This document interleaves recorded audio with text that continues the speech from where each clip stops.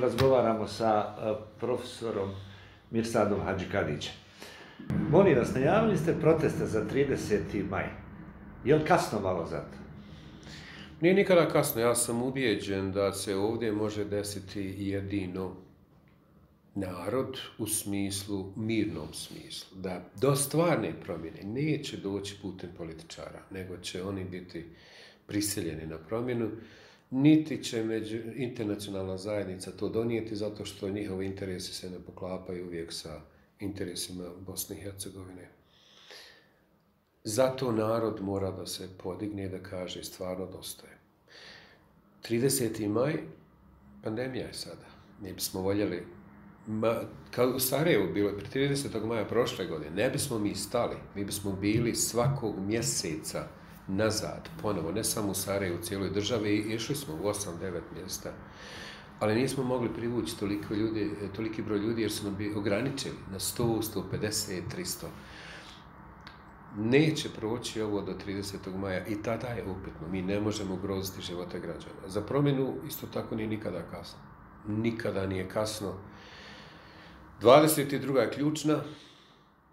Bez promjene u shvatanju naroda da su oni ključ promjene kod građana, neće se ništa desiti. I taj 30. maj je prekretnica. Sad me zanima taj 30. maj. Ko će osim Platforme za progres još izaći? Govorimo o političkim partijama. Da li je Trojka, da li je...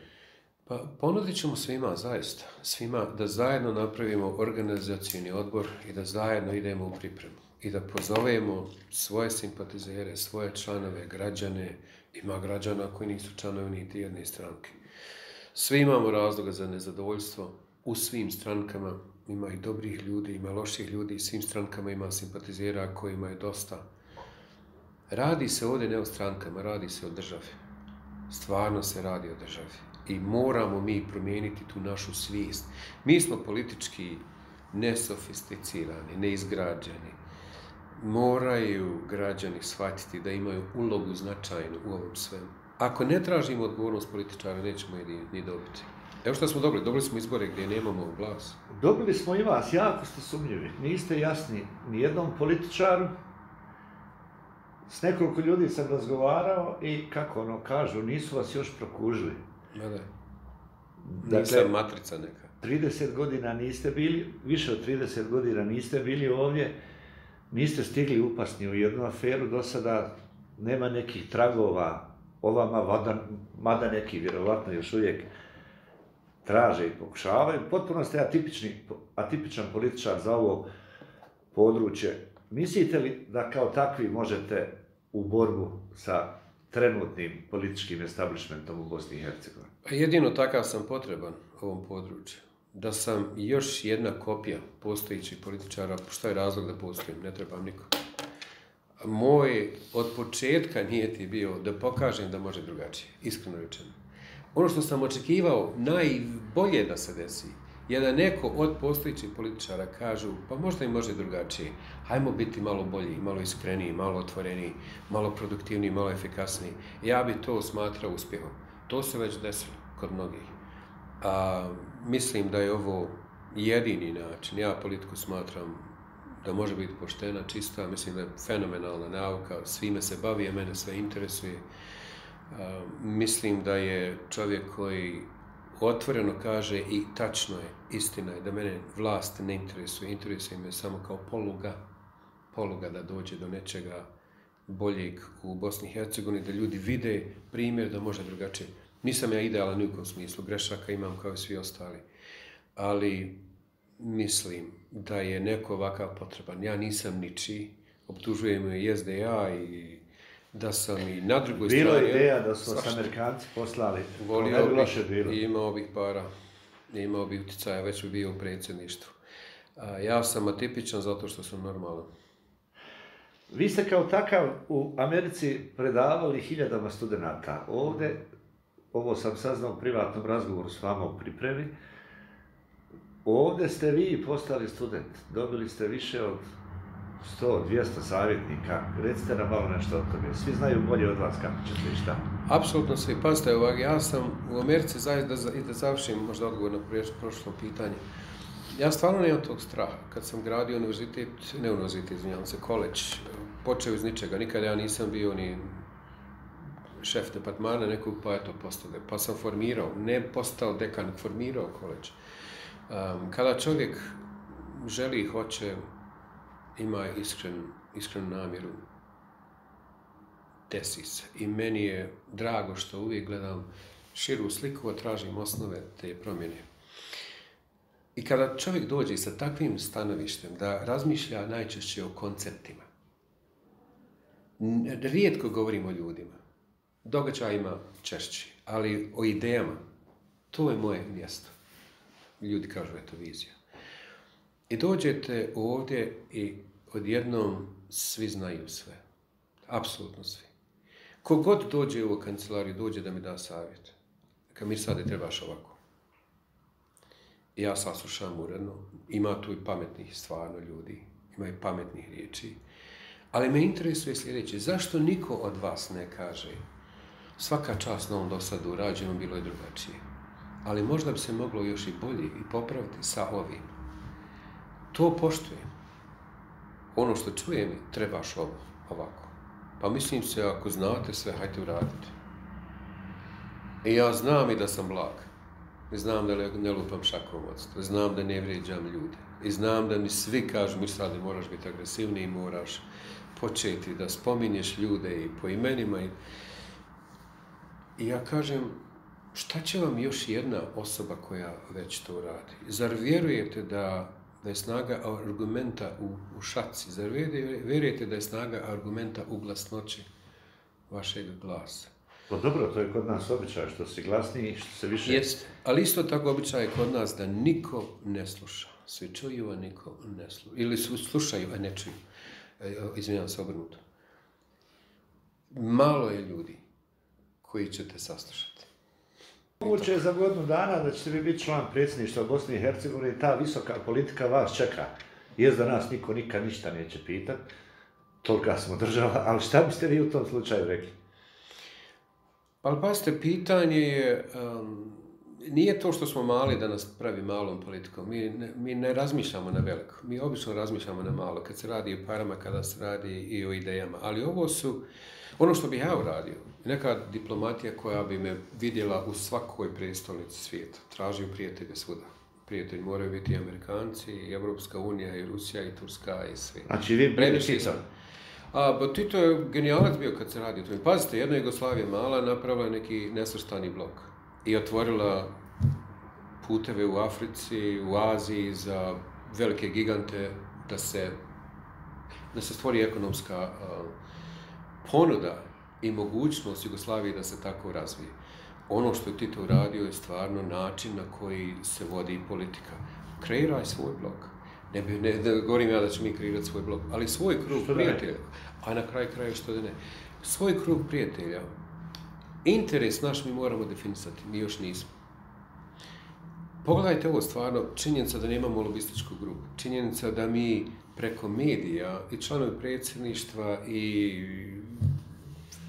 vijeće ministara, mi se preko medija prepucavamo, umjesto da tražimo prijatelje, gradimo prijateljstva svuda po svijetu. Zato što je to tako? Vaši suparnici, političari ne umiju udarati na kompjuter. Vrlo jednostavno. Vjerujte mi na riječ. I toga, treba i govoriti. Neki znaju naravno, a da svi znaju, ko što znate vi, ko što zna Trump, oni se ne bi skidali s tog Twittera ili Whatsappa ili čega li već. Pa tačno, i ja stvarno mi smeta kada se ljudi slikaju, odu negdje samo da se slikaju, da se pošalje ponuda u novinama, da se pošalje slika u novinama, da bude članak na medijima, portalima, u medijima, portalima da kažu evo ja sam važan. Nije to poruka. Stvar koji se desi kad se zatvori vrat, kada nema novinara, hajmo se dogovoriti. Pa se onda uslika, govori se o bilateralnim odnosima, šta ja znam, i onda se dođe ovdje i vidite neki ugovor se napravio odjednom, tu se radi 500-600 miliona. Ali fakat, profesore, kad ćete se dogovoriti? Evo vi ste ovdje, trebali bi već duže od 2 godine i trebali biste znati ovo bolje od mene. I siguran sam da znate i siguran sam da se s tom idejom došli. Kad se saberu sve stranke u Bosni i Hercegovini koje nisu SDA, HDZ i SNSD, u zbiru su nemjerljivo jače od te tri, nazovimo ih, nacionalne stranke? Što to konačno ne uradite? Što ne pokušate napraviti jedan jedinstveni blok, platformu?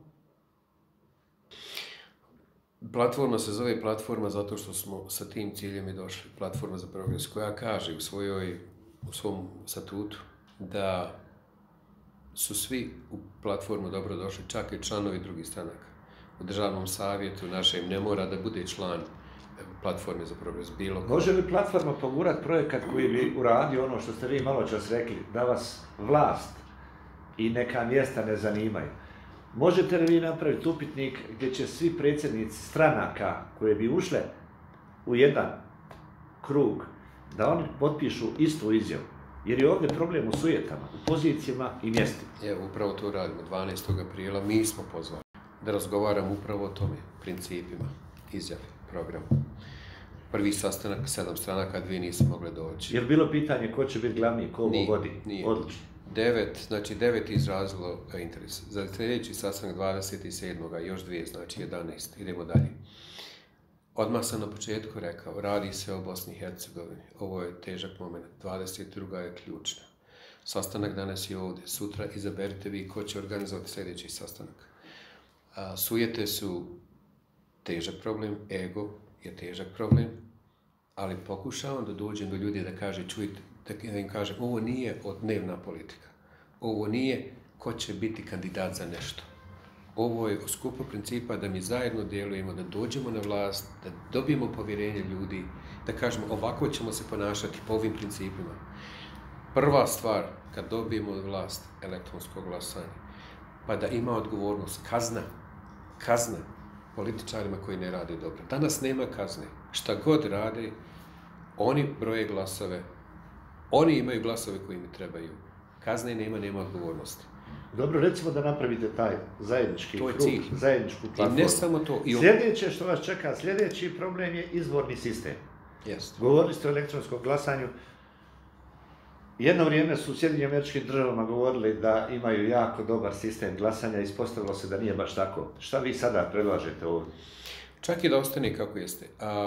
Gospodin Sattler kaže da je mogućnost da ćemo imati bar neki pilot skaniranja, ako nemamo elektronsko. Važno je da se krene, da se počne.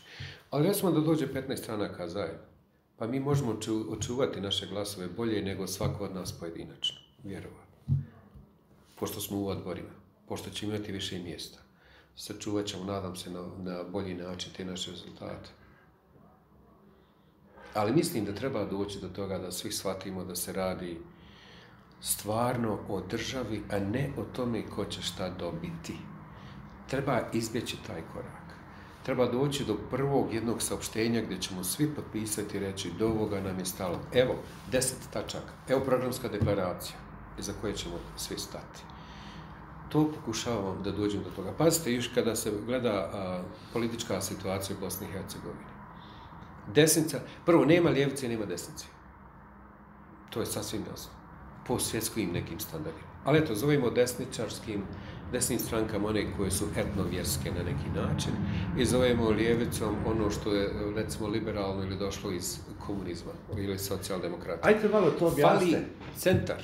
Građanima Bosne i Hercegovine, vi ste građanska partija. Mi smo građanska partija, vi ste vjernik u isto vrijeme, cijeli svoj život. Objasnite malo, to je nisam cijeli svoj život, ali jesam. Nekim našim ljudima te stvari nisu jasne. Misle da jedno isključuje drugo. Vjera je privatna stvar, moj odnos sa Allahom, sa Bogom, sa Svevišnjim. Nema veze sa politikom. Vjerske zajednice su predivne, divne, ali moraju biti moralna komponenta svih stranaka, ne jedne. Vjerske organizacije moraju biti iznad politike, moraju biti na nivou čovjekovog svakodnevnog života i prema tome su potrebne. Svima nam je potrebna ta moralna komponenta. Pazite, ako se ja kažem ja sam građanski, to znači da svi imamo ista prava. To znači da je u mom slučaju ekonomija, tržišna ekonomija, ne liberalna, ono pobjednik uzima sve, nego mora biti država koja štiti i one nemoćne. Vjera je iznad toga. Vjernik ili ateista Nema nikakvih problema da čovjek bude u platformi za progres koja stranka centra. Ja nemam problema isto da u koaliciji budu oni koji razmišljaju konzervativno ekonomski ili liberalno ekonomski, sve dok imamo iste principe razmišljanja i kažemo hajde da najbolja ideja pobjedi. Koji nam je problem? Evo, kako da izgradimo autoput? Odakle, koja je najbolja ideja za novac? Hajmo vi konzervativci fiskalni nam recite, hajmo vi koji kažete evo, uzet ćemo kredit ili... Hajmo sjesti pa da vidimo koji je najbolji način da razmišljamo. To znači centar. Centar znači sjediti, razmišljati, okupljati, gledati sve moguće ideje. Vjera je stvarno nadgradnja. Ja tu ne vidim nikakvog sukoba. Vi naravno znate da mi imamo 143 ministarstva, je li tako? Jasno. I kad vi pričate svom komšiju u Sjevernoj Karolini, Amerikancu, šta on kaže na to? Šta kaže, you are crazy ili šta? Gore to ne mogu da shvate da je moguće da to postoji i prva stvar koju bi pitali je otkud vam pare da sve to platite, da izdržite. I sada ja mislim da mi nismo naučili da budemo državnički, da razmišljamo o velikim idejama, kuda država treba da ide, kako da izgleda, koji je cilj, koji su odnosi tu. Mi smo se naučili snalaziti i ja mislim da je to problem. 25 godina nije dovoljno, 50 godina, da se uspostavi stvarna demokratija i da tu izađe politička elita koja će reći odgovoran sam za državu svom narodu. Ta rečenica, ja, izabrani predstavnik naroda, sam odgovoran tom narodu da gradim zajednicu. To nisam čuo u Bosni i Hercegovini. Da svako radi svoj posao u interesu naroda i kad nešto uradi da nije kako treba, da ostavku. Prije nego što oni traže. Ja ću pitati jedno praktično pitanje. Hipotetičko, ali praktično. Da niste osnivač i, malo ne rekao vlasnik, osnivač predsjednik platforme za progres, kojoj biste se partiji priklonili? Ali morate se prikloniti, nemojte mi se sad izvlačiti, ja bi ovo, ja bi ono. Koja bi to partija bila? Da sam htio priklonio bi se, ne bi gradio stranku. Ne bi gradio stranku, ja nisam stvarno vidio. Nije to, pazite, ideološki, ja kažem ja sam centar. Centar, možda centar lijevi. Nema tu stranke. Način razmišljanja ne postoji. Način odgovornosti ne postoji. Ko od tih stranaka je rekao, evo, principe po kojima ćemo se ponašati svi mi?